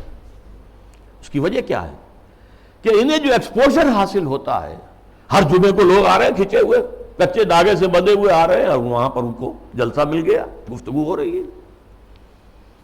کوئی اور جماعت جو ہے، کوئی سیاسی جماعت چھوٹا سا جلسہ بھی کرے گی تو کتنے کھکیڑ بول لے گی، پوسٹر شائع کرے گی، کوئی ڈنڈورا پیٹے گی، کچھ اور کرے گی، اشتہار اخبارات میں دے گی. یہاں جو ہے کہ خود بخود ہو رہا ہے، کچے دھاگے سے بندھے آئیں گے سرکار میں. اور اکثر مسلمان آتے ہیں تو نہا دھو کر اچھے کپڑے پہن کر آتے ہیں تاکہ ایک اچھے ماحول میں خوشبو لگا کر آؤ، تاکہ اچھا ماحول ہو، پسینے کی بدبوؤں سے طبیعت منغص نہ ہو جائیں. تو یہ ٹریڈیشنلسٹ جو ہے ان کا ایکسپوژر بہت بڑا ہے. اگر یہ فنڈامنٹل کے ساتھ مل جائے تو بہت خطرناک ہے. پھر انہوں نے اس پر مشورہ بھی دیا، ان کو ان کے باہمی مسلکانہ اور مذہبانہ جو اختلافات ہیں ان کے اندر لگائے رکھو، بھڑکاؤ ان کو تاکہ اور ادھر ادھر نہ دیکھ سکے. تیسرے نمبر پر اس نے کہا کہ ماڈرنسٹ ہے، ایسے دانشور ہیں کہ جو اسلام کی تعبیر ایسی کر رہے ہیں اسلامی تہذیب کی کہ جو ہماری تہذیب کے ساتھ کمپیٹیبل ہے، جڑ جاتی ہے، مل جاتی ہے، وہ ہماری تہذیب کے لیے کوئی چیلنج نہیں رہتی، وہ تعبیر. یہ جو ماڈرنسٹ دانشور ہیں ان کی ضرورت ہے کہ ان کو سپورٹ کیا جائے، ان کی مدد کی جائے، اور خاص طور پر الیکٹرانک میڈیا میں ان کو ایکسپوژر دیا جائے. یہ نوٹ کیجئے، یہ ساری چیزیں جو ہو رہی ہیں، ڈانڈے کہاں مل رہے ہیں، کہاں سے آ رہی ہیں ہدایات، کس کی طرف سے پالیسی لائنز جو ہے فکس کی گئی ہیں. میڈیا پر ان کو ایکسپوژر دیا جائے، اس لیے کہ ظاہر بات ہے مسجد میں تو کوئی ان کی بات سنے گا نہیں، کون کھڑا ہونے دے گا ان کو ممبر پر. لہذا ان کے لیے ذریعہ جو ہے اس سے کہیں زیادہ وسیع اب ذریعہ ہمارے پاس میڈیا کا ہے، اس پر ایکسپوژر دو. چوتھے انہوں نے کہا کہ مسلمانوں میں بھی بڑی تعداد ہے جو خالص سیکولر ہو چکے ہیں، وہ تو ہمارے ہیں ہی ہیں. وہ سمجھتے ہیں کہ یہ نماز روزہ ہے تو بس انفرادی مسئلہ ہے، کوئی کرے نہ کرے، لیکن یہ ہے کہ اس کا ریاست سے، حکومت سے، قانون سے، تہذیب سے، تمدن سے کوئی راستہ نہیں. تو یہ 4 کیٹیگریز میں سے یہ 2+2 ہو گئے. ماڈرنسٹ اور سیکولرسٹ تو ہمارے ساتھی ہیں، اور یہ فنڈامنٹلسٹ اور ٹریڈیشنلسٹ انہیں ٹیکل کرنا پڑے گا. سب سے بڑھ کر فنڈامنٹلسٹ کو، جو اسلام کو ایک نظام سمجھتے ہیں، سیاسی، معاشی، معاشرتی نظام، اور اس کے بعد یہ کہ یہ جو ٹریڈیشنلسٹ ہیں جن کا کہ اثر و رسوخ عوام کے اندر ہے، تو ان کو جو ہے اپنے باہمی اختلافات میں الجھائے رکھا جائے. اب میں چند مثالیں آپ کے سامنے پیش کر رہا ہوں اس کے جو مظاہر ہیں. ظاہر بات ہے کہ وہ تو مثالیں تو بے شمار ہو سکتی ہیں، لیکن اس وقت میں چند مثالیں دوں گا. دیگ کا چند چاول بتا دیتے ہیں کہ دیگ کا کیا حال ہے. ہمارے ہاں کے ایک بڑے ابھرتے ہوئے دانشور ہیں، انہیں اب بڑا مقام حاصل ہو گیا ہے، میڈیا میں بھی، سرکاری معاملات میں بھی، کونسل آف اسلامک آئیڈیالوجی میں، اور اسی طرح کے ایک اور دانشور ہیں کہ جنہیں بٹھا دیا گیا ہے سپریم کورٹ کی شریعت اپیلیٹ بینچ میں، وغیرہ وغیرہ. بہرحال وہ جو دانشور ہیں جن کا میں نے پہلے ذکر کیا، ان کی ایک بات سامنے آئی، یہ پردہ وردہ اسلام میں نہیں ہے، یہ کوئی مستقل حکم نہیں ہے، یہ تو ایک خاص زمانے کا کلچر تھا، کلچر ہے صرف، اس سے زیادہ اس کی کوئی اہمیت نہیں. یہ بات صحیح ہے کہ یہ کلچر ہے، لیکن یہ مسلم کلچر ہے. صرف اس زمانے کے لیے نہیں تھا، یہ ہمیشہ کے لیے کلچر ہے۔ اس لیے کہ ظاہر بات ہے جب اسلام آیا ہے تو عرب میں کوئی کلچرل ویکیوم تو نہیں تھا، ان کا اپنا کلچر تھا۔ وہاں وہ عریانی نہیں تھی جو آج ہے، نہیں تھی۔ عورت کا لباس ہوتا تھا پورا۔ باہر نکلتے ہوئے عورتیں اس دور جاہلیت میں بھی چادر لیتی تھیں، صرف یہ کہ چہرہ کھلا رہتا تھا۔ چادر جسے جلباب کہا جاتا ہے، بڑی سی چادر جس میں وہ لپٹ کر نکلتی تھی باہر۔ تو اس طریقے سے ایک کلچر موجود تھا۔ پھر یہ بھی تھا بند سنور کر نکلنا اور لوگوں کی نگاہوں میں کھبنا، یہ بھی عام تھا، اس کے اوپر کوئی پابندی نہیں تھی، مخلوط معاشرت تھی، یہ تھی۔ اب اسی معاشرت کے اندر اسلام نے تبدیلیاں کی۔ پہلی بات فرمائی وَقَرْنَ فِي بُيُوتِكُنَّ، مسلمان عورتوں، خواتین، تمہاری اصل جگہ تمہارا گھر ہے۔ بند سنور کر باہر نکلنا اور اپنے نسوانی حسن کی نمائش کرنا یہ ہرگز تمہارے لیے جائز۔ بلا تبرجن تبرج الجاہلیت الاولی، اور دیکھو جب گھر سے نکلتی ہو، نکلنا پڑے ضرورت سے، بول تو تمہاری اصل جگہ تمہارا گھر ہے۔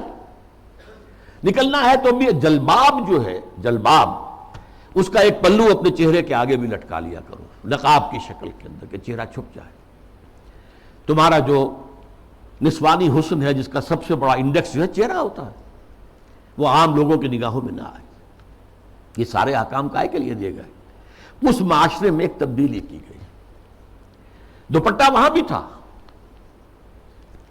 بِخُمُرِهِنَّ جو سورہ نور میں آیا لفظ، خمار اوڑھنی کو کہتے ہیں۔ اوڑھنی ہوتی تھی اور عام عورت کام کرتے ہوئے اس کو اپنی کمر کے گرد کس لیتی تھی، کمر کس کے، لہذا کام کرتی تھی گھر کا، یا پھر یہ کہ گلے میں ڈال لیا۔ سر کو ڈھانپنا اور خاص طور پر جو اپنے سینہ ہے، سینے کو اس کے کور کرنا، یہ نہیں تھا، اس میں کہہ دیا تم اپنا جو ہے سر بھی ڈھانکو، اور وَضْرِبْنَ بِخُمُرِهِنَّ عَلَى جُيُوبِهِنَّ، اپنے گریبانوں کے اوپر اپنی اوڑھنیوں کے بکل مارو، تاکہ جو عورت کا نسوانی حسن ہے اس میں ایک بہت بڑا حصہ یہ بھی ہے، اس کو مزید چھپاؤ۔ کرتا تو پہلے سے تھا، لیکن یہ وَضْرِبْنَ بِخُمُرِهِنَّ عَلَى جُيُوبِهِنَّ، یہ جو تمہارے خمار ہیں، جو تمہاری یہ اوڑھنیاں ہیں، ان کے ذرا بکل بھی مار لیا کرو اپنے اوپر۔ اس نے وہ تہذیب پیدا کی ہے جس کا میں تذکرہ کر چکا ہوں کہ اس نے ہماری ایک طرز تعمیر بھی تبدیل کر دی، مردانہ اور زنانہ معاملہ، اور گھر بنانا، مورش آرکیٹیکچر خاص طور پہ دنیا کے اندر مشہور ہے، ٹاپ کے آرکیٹیکچرز میں سے۔ اور پھر یہ سارا جو نظام بنا ہے، اور یہ چلا آیا، انگریزوں کے دور میں بھی نہیں ختم ہوا یہ، اور فرانسیسی کہیں گئے، کہیں اور گئے، کوئی اور پورچوگیز گئے، ڈچ گئے، وغیرہ وغیرہ، اطالوی گئے، لیکن یہ تہذیب کا جو یہ سٹرکچر تھا یہ قائم رہا، انٹیکٹ رہا۔ اب اس کے خلاف جو مہم ہو رہی ہے وہ میں آپ کو بتا چکا ہوں کہ عالمی سطح پر ہے۔ جیسے یہ پردے کے معاملے میں، یہ پردہ جو کہ میں نے ایک بڑی مفصل تقریر کی تھی، پردے 4 ہیں، ایک نہیں 4۔ پہلا پردہ جو ایک پورے کرٹن کی طرح گویا کہ ہمارے پورے معاشرے کے اندر تنا ہوا ہے، وہ سیگریگیشن آف سیکسز، عورتوں اور مردوں کو علیحدہ کرو، مخلوط معاشرت نہ ہو۔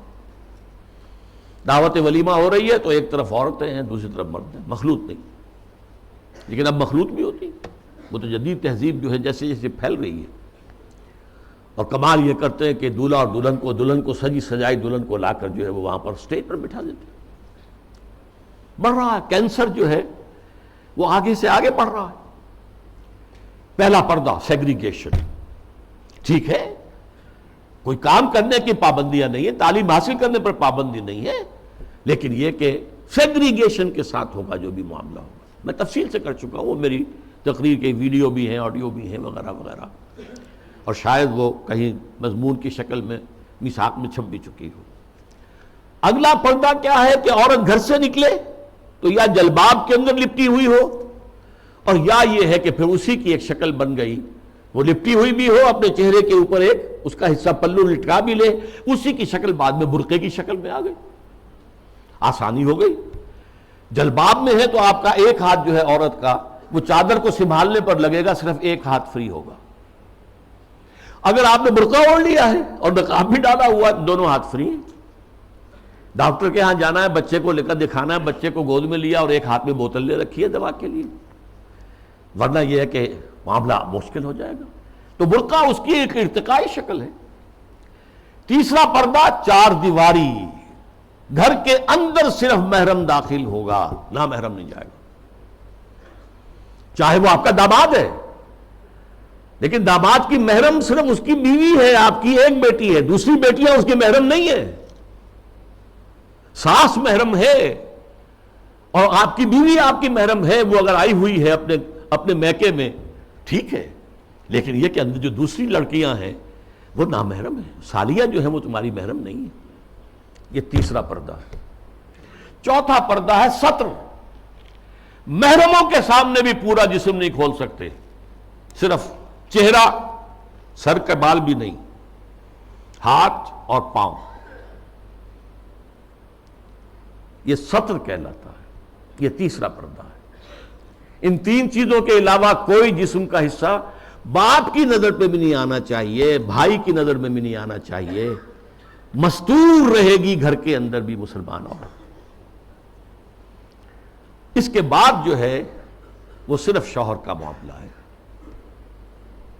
یہ چار پردے ہیں اسلام میں. اس تہذیب کی بنیاد آج اس کی بے خکنی کی جا رہی ہے، ختم کیا جا رہا ہے، اور یہ ماسٹر سٹروک ہے.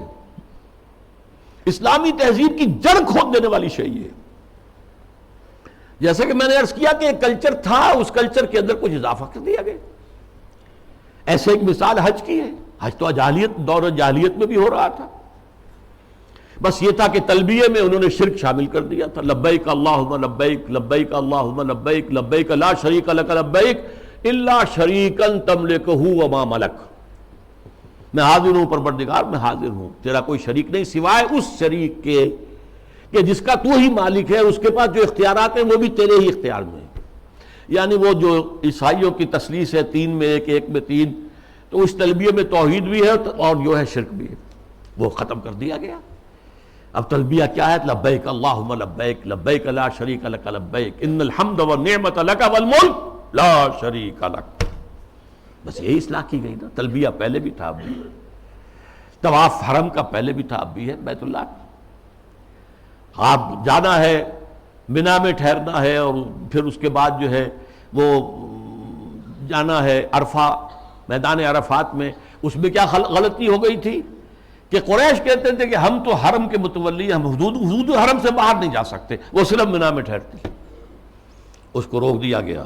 ثم افیضوا من حیث افاض الناس، جاؤ تم بھی وہیں پر، تمہارا کوئی خاص مقام نہیں. عرفہ جو ہے، الحج علی عرفہ، حج تو نام ہی عرفہ کا ہے. وقوف عرفہ جو ہے اس کا رکن اعظم ہے. باقی تمام مناسک میں سے جو بھی چھوٹ جائے گا اس کا کوئی نہ کوئی جو ہے آپ اس کا ازالہ کر سکیں گے، لیکن اگر عرفہ رہ گیا، وقوف عرفہ نہیں ہوا تو حج نہیں ہوا. تیسرے یہ کہ وہ جب منا میں بیٹھتے تھے، قیام کرتے تھے 2 یا 3 دن، اس میں اپنے آباء و اجداد کے قصے، ان کی حمد، ان کی ثنا، ان کے بیان. اب کہہ دیا گیا نہیں، فاذکروا، اللہ تعالیٰ کا ذکر کرو. فاذکروا اللہ کا ذکرکم آباءکم، جیسے تم اپنے آباء و اجداد کا تذکرہ کرتے تھے، اب اس کو چھوڑو، دفع کرو، اب اللہ کا ذکر کرو. قیام عرفہ کے اندر اللہ کا ذکر کرو. تو دیکھیے وہ چیز جو موجود تھی اسی میں اضافے کے ساتھ، کمی کے ساتھ حج کے مناسک بنا دیے. تو اس اصول کو اگر سمجھ لیا جائے تو وہ بات کہ یہ کلچر ہے، یہ ٹھیک ہے، حقیقت ہے، کلچر ہے، لیکن جاہلی کلچر میں کچھ چیزیں اضافہ کر کے اس کا اسلامی کلچر بنایا گیا ہے. یہی جو صاحب ہیں ان کا کہنا یہ بھی ہے کہ موسیقی اسلام میں حرام نہیں ہے. مزامیر کے ساتھ، سازوں کے ساتھ موسیقی جائز ہے. اچھا، ایک ان سے بھی بڑے دانشور ہیں، بڑی محترم شخصیت ہیں ہماری قومی سطح پر. انہوں نے کہہ دیا کہ اسلام میں شراب حرام نہیں ہے. شراب پی کر نشے میں دھت ہو جانا، مدہوش ہو جانا حرام ہے. دلیل یہ کہ شراب کے لیے حرام کا لفظ قرآن میں کہیں آیا ہے؟ بتاؤ. اب بتائیے ڈھٹائی کا کیا علاج ہے؟ قرآن شراب کو رجس من عمل الشیطان قرار دے رہا ہے، شیطانی عمل، ناپاک، فاجتنبوہ کا حکم دے رہا ہے، اجتناب کرو اس سے، بچو اس سے۔ فہل انتم منتہون کی دھمکی سے باز آتے ہو کہ نہیں آتے؟ وہ کہہ رہے ہیں کہ حرام کا لفظ تو نہیں آیا، تو مطلقاً شراب حرام نہیں ہے۔ معاملہ کیا ہے؟ احکام حرمت شراب تدریجاً آئے ہیں، اس میں کوئی شک نہیں ہے۔ قرآن میں وہ آیت بھی ہے کہ اس میں کچھ نفع کا پہلو بھی ہے، لیکن اس کا جو نقصان دہ گناہ کا پہلو ہے وہ زیادہ ہے۔ سورہ بقرہ میں یہ بات فرما دی گئی، چھوڑ دی گئی بات۔ پھر کہہ دیا گیا نماز کے قریب نہ جانا جب شراب نوشی میں نشے کی حالت میں۔ اس کے بعد آخری حکم سورہ مائدہ کے اندر آ گیا۔ پھر یہ ہے کہ اسی پر اگر قیاس کریں تو کہا جا سکتا ہے زنا حرام نہیں ہے۔ کہاں کہا گیا کہ حرم علیکم الزنا؟ کہیں کہا گیا انما حرم اللہ الزنا؟ کہیں ہے؟ قرآن مجید میں نہیں، حرام کا لفظ تو نہیں آیا۔ ولا یزنون سورہ فرقان کے آخری رکوع میں جو آیا تو یہ تو اللہ عباد الرحمن، اللہ کے بہت اونچے بندوں کا ذکر ہے۔ یا ولا تقربوا الزنا، اس کا مفہوم تو یہ ہے کہ جہاں زنا ہو رہا ہو اس مقام کے قریب مت جاؤ، بس، مطلقاً زنا کے لیے تو نہیں۔ جیسی تعویل پرویز صاحب نے کی کہ ہاتھ کاٹنے کا مطلب کیا ہے۔ بہرحال ایک اور بات کہی جا رہی ہے اس وقت، سود کھانا حرام ہے، دینا تو حرام نہیں، کہاں قرآن میں لکھا ہوا؟ اب یہ تو سنت ہے جو بتاتی ہے۔ سنت نے فرمایا کہ شراب حرام ہے، نہ صرف شراب حرام ہے، کل مسکرن، جس سے بھی نشہ ہو جائے وہ حرام ہے۔ چنانچہ سلفی علماء جو ہے خاص طور پہ سعودی عرب کے، وہ تو سگریٹ نوشی کو بھی حرام کہتے ہیں، تمباکو نوشی حرام، تدخین حرام، اس لیے کہ اس سے بھی ایک نشہ سا ہوتا۔ باقی یہ کہ یہ اصول ہمارے سامنے آیا، ہماری تہذیب کی بنیاد بنا، ما اسکرا کثیرہ فقلیلہ حرام، جس چیز کی زیادہ مقدار جو ہے وہ مدہوشی پیدا کر دے، نشہ پیدا کر دے، اس کی تھوڑی مقدار بھی حرام ہے۔ یہ نہیں کہ تھوڑی سی شراب پی لی جائے تو اس سے تو چستی آ جاتی ہے، اس سے تو ہاں ٹھیک ہے، قرآن نے بھی کہا کہ اس میں کچھ ہے منافع ہے، لیکن یہ کہ اس میں گناہ کا پہلو زیادہ ہے، اب اس کو حرام مطلق کر دیا گیا۔ بہرحال یہ ہیں وہ مثالیں جو میں نے دی ہیں تہذیبی سطح پر۔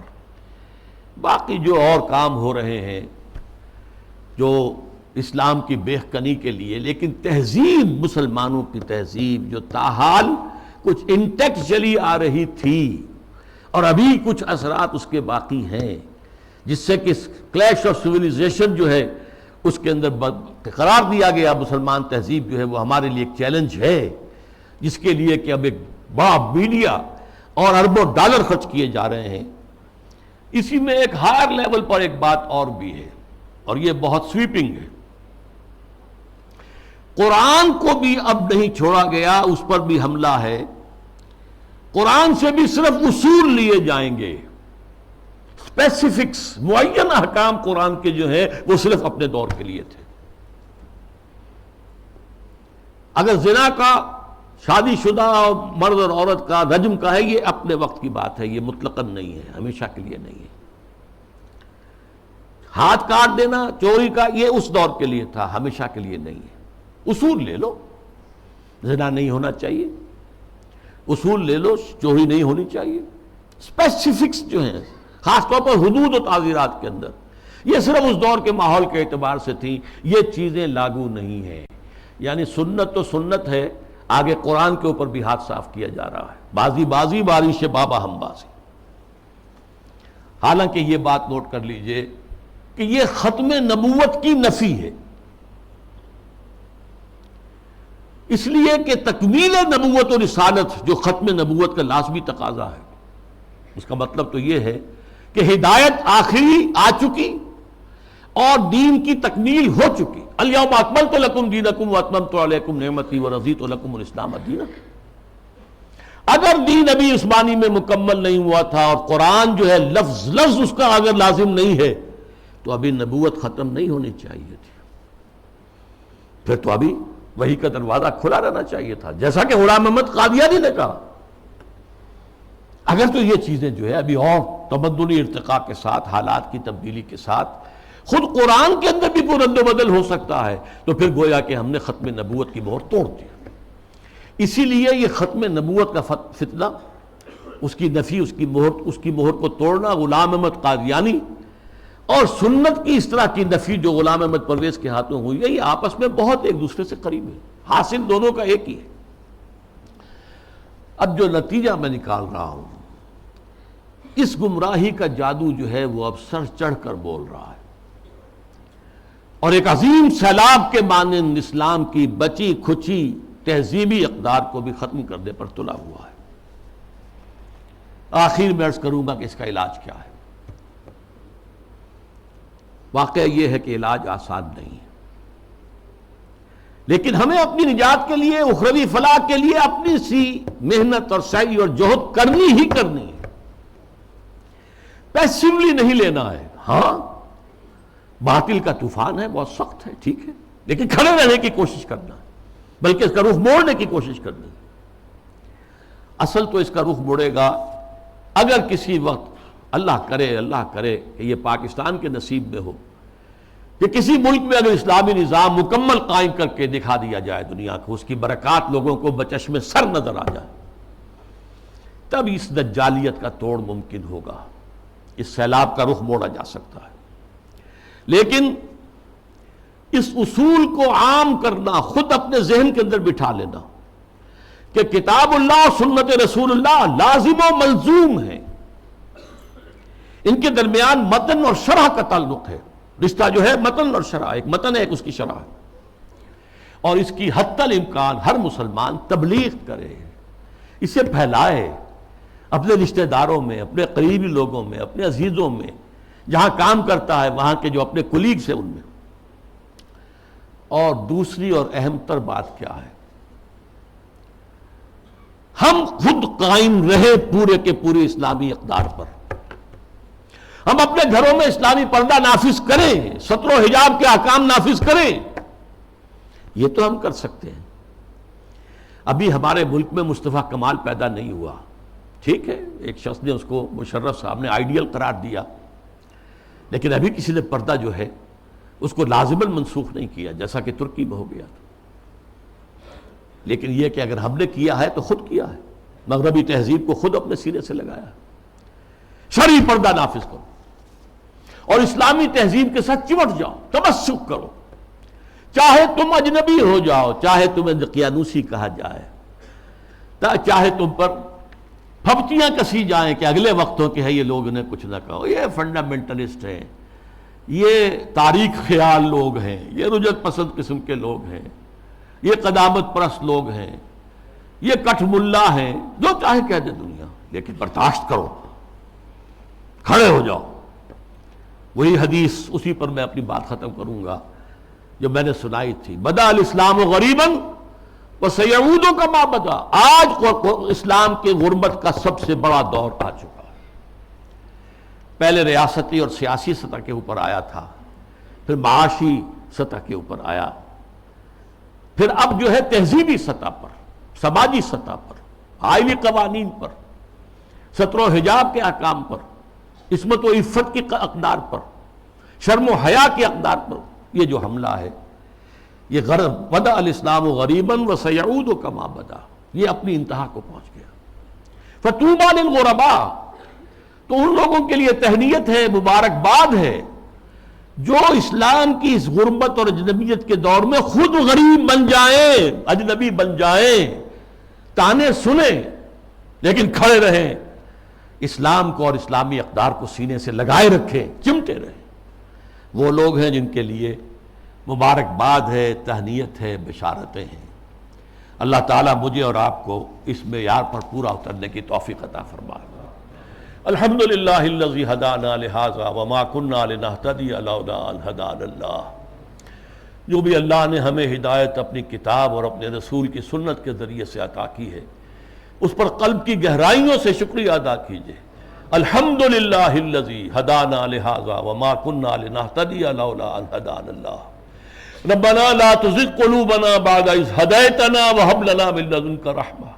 اے اللہ تو نے ہدایت جو عطا فرمائی تھی امت مسلمہ کو، اب اس کے بعد اس کے دل کج نہ ہونے دے، اے اللہ اپنی حفاظت میں رکھ امت کو۔ اب اس کی بچی کچی اقدار کے خلاف بھی جو سیلاب آ رہا ہے، اے اللہ ہمیں توفیق دے کہ اس کے مقابلے کے اندر کھڑے ہو جائیں۔ ربنا لا تزغ قلوبنا بعد إذ هديتنا وهب لنا من لدنك رحمة إنك أنت الوهاب اللهم اغفر لنا ولآبائنا ولأمهاتنا ولجميع المؤمنين والمؤمنات والمسلمين والمسلمات الأحياء منهم والأموات إنك سميع مجيب الدعوات اللهم اشف مرضانا اللهم اشف مرضانا اللهم اشف مرضانا اللهم حبب إلينا الإيمان وزينه في قلوبنا وكره إلينا الكفر والفسوق والعصيان وصلى الله تعالى على خير خلقه محمد وبارك وسلم تسليما كثيرا كثيرا۔